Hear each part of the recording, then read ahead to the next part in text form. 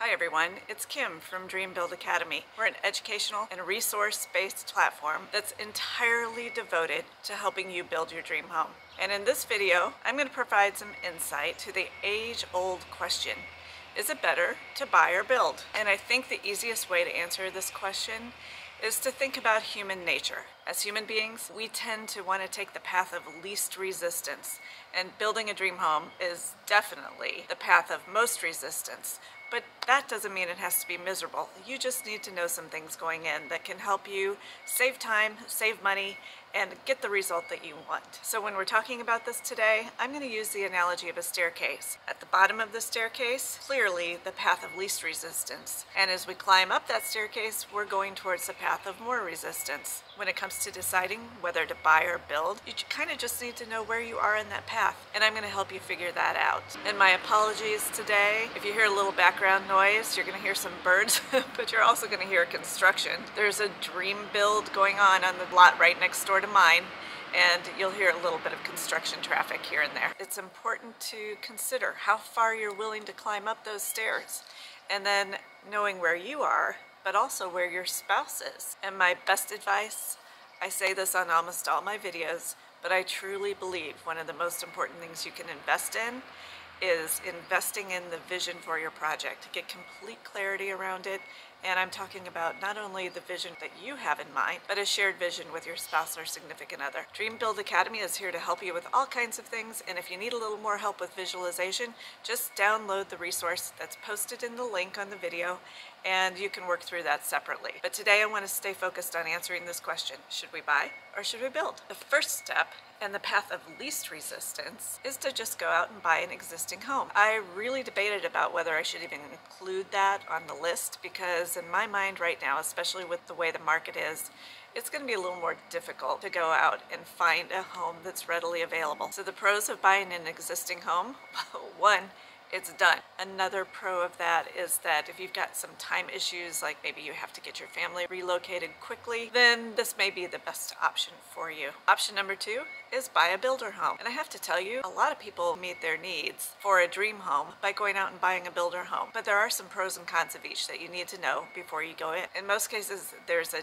decent amount of builder inventory available, although in this market, I'm not quite so sure. But an easy way to find out is just go to a website called newhomesource.com. You put in a few key parameters that you're looking for, you put in your zip code, and voila, you get a short list of the builder homes that are ready for you immediately for up to 6 months. There's other benefits of going with a builder home. You can see the floor plan. Most of the time the builder will have models up, and you can walk through those floor plans and see how the space actually feels. And for people that have a hard time visualizing from a floor plan, this is a really good option. It's also likely that you might be able to customize the home through their design center, and that would take the builder home from being, somewhat cookie cutter to possibly exactly what you want. And you'll know your costs going in. Builders have built these floor plans many times. They pre-buy material, they buy in the lumber's future market and things like that, so they know their costs and you won't end up with a lot of surprises. It's also fairly easy to get an understanding what the builder's reputation is. And the last benefit could be that you're buying in an HOA. Some people really like that. And the cons are you're buying in an HOA, and some people really hate that. I happen to be one of them. In my opinion, HOAs have entirely too much leverage over your personal property rights. And it's hard to tell how those builder communities are going to age. They look great when they're first open for the first 10 years or so, but some of them age really well depending on how the HOA and architectural guidelines are written, and others just look like a disaster after 10 or 15 years. So that's something you definitely want to consider. Another con is that you really have to understand how builders work. They buy a piece of land, and then they go to their architectural plan room, and they pick plans from their plan room that will fit on those particular lots. And then if they need to, they'll do some modifications to the elevations. They might tweak the floor plans just a little bit, but they are taking inventory and product that they already have and putting it on that land. So there's no consideration for view orientation. And part of the reason of doing a custom home is that you can take advantage of certain view corridors or you can orient the home to get certain lighting conditions. And with a builder community, you don't necessarily get that. You might get lucky and get a lot that is facing exactly the way you want, and a window happens to be in a position that captures a spectacular view, but it's not an intention. And also, if you do purchase upgrades to the design center, you have to just realize that you're paying a total premium for that convenience. It doesn't mean it's not worth it. It's just you are paying a premium. Be aware of that. And for some people, the idea of a builder home just isn't unique enough. There's not enough flexibility in the architectural styles, and they don't like the idea that somebody down the street from them is going to have the same floor plan. With a dream home, you're purchasing a legacy asset. And you just need to understand that when you move into an HOA, there's not a huge amount of appreciation that you're going to get on that asset. And the reason for that is because the floor plans are so similar and the sizes of the homes are all very similar. The finishing on the home is very similar. So when it comes to resale, the whole neighborhood may appreciate, but your house compared to somebody else's house is not necessarily going to get that big spike in value. But as I mentioned, builder homes are a great option for a lot of people. And if this meets your needs, go for it.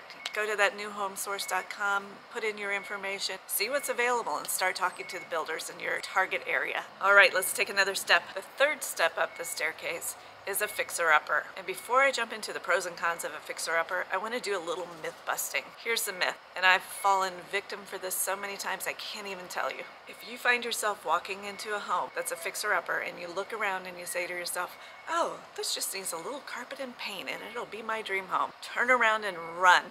That will not happen in my experience. A good fixer-upper is like the Loch Ness Monster. It's hard to find and impossible to catch. So you need to understand the dynamics of what's happened since the 2008 downturn. After that downturn in the market, the huge institutional investors completely moved into the residential home market and they started buying up inventory. So now they have complete divisions of institutional banks that just look for properties that they can fix up and rent or hold in a portfolio to sell at a later date. So the true fixer-uppers, the really easy ones that do not require any permitting, the ones that I call the carpet and paint fixer-uppers, you'll be competing against institutional investors or a professional fix and flipper, and they come in with bags of cash and they close quickly. So that's why I say, in my mind, the true carpet and paint fixer-upper is kind of a myth. And if you do get lucky and you snag one, honestly, I've never found carpet and paint to be enough to be a dream home. It can be enough to be a great rental property or a great property that you hold on to and let your kids use at some point in time. But in terms of it being truly a dream home, it's just very unlikely to happen. So now that we've gotten that out of the way, I want to talk about major fixer-uppers and the pros and cons. And here's something else that most people don't believe me when I say this, but it's really true. Major fixer-uppers essentially require as much time, energy, effort, and money as doing ground-up construction. If you've walked into a property and you're starting to fall in love with it, but you're saying these kind of things to yourself, you'll know you have a major fixer-upper and you have some serious thinking to do. So here's how I know. When I walk into a home and I start saying, oh yeah, we're gonna scrape those ceilings and get that cottage cheese off, and we're gonna take those rounded corners from the 80s and we're gonna put a new edge metal on them and make them square corners. We're gonna replace all the baseboards and all the moldings, and oh, by the way, the windows are really old and we've got to replace all of those.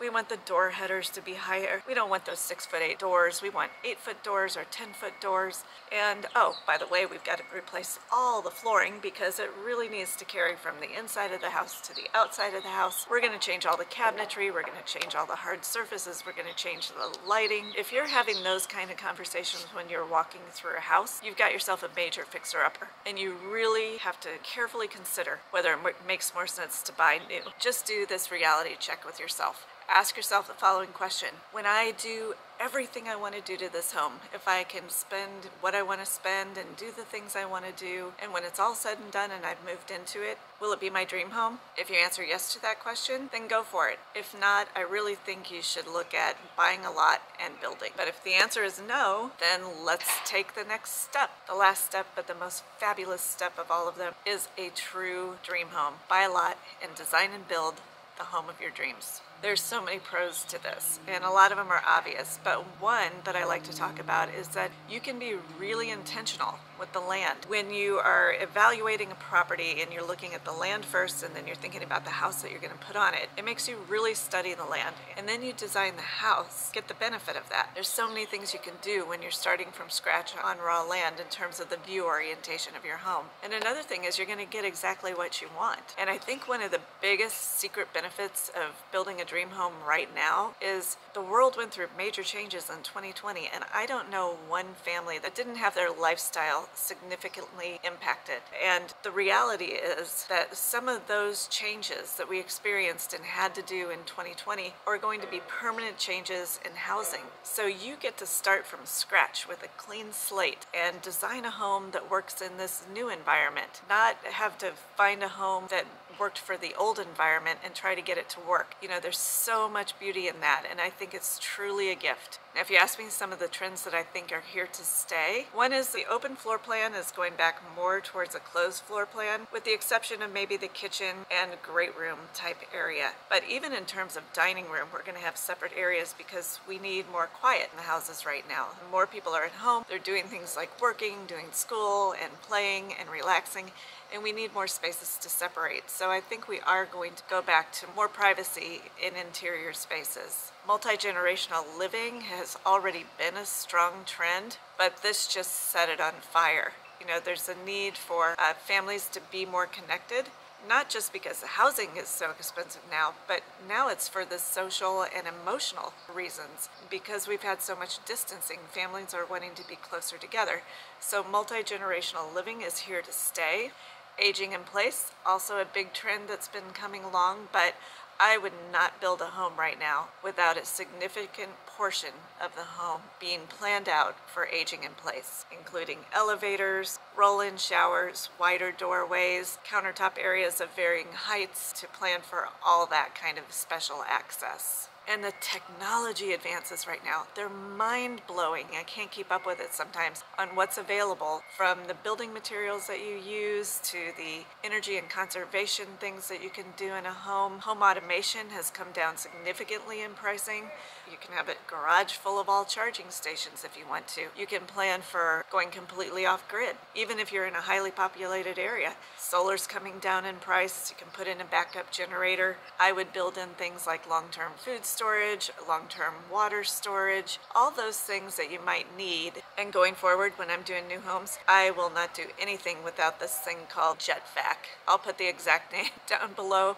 I saw this thing at a trade show recently, and I'm serious. It is the coolest little device, like one of the old banking drive-ups. It has a pneumatic tube that goes through your house. You open a little flap, you put your laundry in it, and it sucks it and brings it right down into the laundry room. I mean, it's just fabulous. So all those kind of things are coming out, and if you're building a dream home from scratch, you can plan all of this in, and you'll have a house that just serves you incredibly well. In this crazy environment of super low interest rates, timing has never been better to get a construction loan. Sometimes construction loans can be challenging, but in today's environment, it's much easier. And if you can take advantage of it, please do. There are some cons in new construction, but they're no different than what you're going to find in renovations. For one thing, it's overwhelming. Sometimes you just don't know where to start. I get that. I've gone through it. I've been there so many times in the past. You're going to have self-doubt about whether you can pull it off. Can you manage the whole process? Do you know enough about construction and about all the parts and pieces to be able to get it done? Believe me when I tell you this, you can. You just need someone to guide you on the path. Building is expensive right now, and so is remodeling. If you follow any kind of commodity charts, you know commodities are skyrocketing in a lot of areas. Lumber in particular, steel in particular. We're getting back orders on things like appliances. Supply chains are blocked right now. They're just not moving very smoothly. It's taking much longer for us to get things. So that will add on to your construction timeline, and anything that adds on to your construction timeline ultimately impacts your carrying costs on your project. So you do need to know about those things going in, but I think if you plan for it ahead of time, you can just get your mind around it and set your expectations accordingly. In my mind, getting exactly what you want, exactly where you want it, and building a home that completely supports your family and their lifestyle, it's totally worth it. So in summary, we talked about 4 options today. The first is to just go out and buy an existing home. The second is to look at builder homes and see if something that's under construction or in a builder community will work for you. The third is to go out and do a fixer-upper. Just don't get sucked into the myth that you can do carpet and paint and be happy. And the fourth, the best solution in my mind, is to buy your land or your lot and build the home of your dreams. But any step you choose, I'm so excited for you. We're here to support you at Dream Build Academy. Check back with us frequently because we're always adding new content. So if you like this material, please share it with a friend. Like, subscribe. You can find us on YouTube at Dream Build Academy. Also join our free Facebook group, also under Dream Build Academy. So thanks for joining us, and we'll see you soon.